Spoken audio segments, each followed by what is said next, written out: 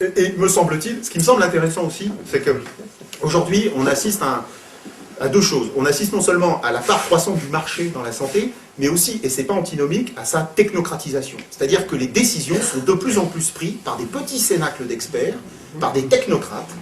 Hein, la loi HPST, en ce sens-là, elle est caricaturale, c'est-à-dire qu'elle fait une ligne hiérarchique qui va du ministre jusqu'au chef d'établissement et au chef de pôle, donc dans l'établissement, bien hiérarchique, et tout ça se prend de manière complètement antidémocratique, c'est-à-dire, hein, c'est le despotisme techno-éclairé. Enfin, qu'on suppose éclairé, bon, voilà. Et donc, on a une forme de, effectivement, alors, on l'a vu avec l'affaire du Mediator, hein, quand on fait ses petites salades entre soi, et il me semble quand même que l'un des enjeux des futures réformes, ou en tout cas de progressistes, c'est justement de faire des santé des questions démocratiques. C'est-à-dire que ça doit être, comme c'est une préoccupation qui est partagée par toute la population, je pense que c'est là un des moyens de remobiliser politiquement les gens sur des vraies politiques publiques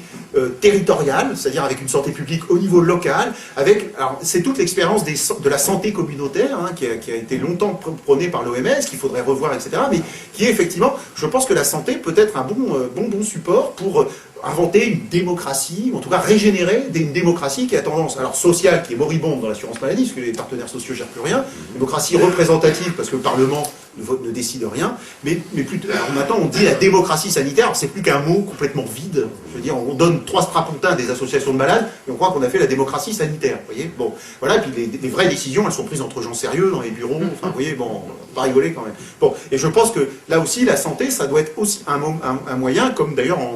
dans les pays d'Amérique latine, hein, de refaire, en quelque sorte, de remobiliser des populations qui ont tendance à se démobiliser politiquement. Voilà, je vous remercie.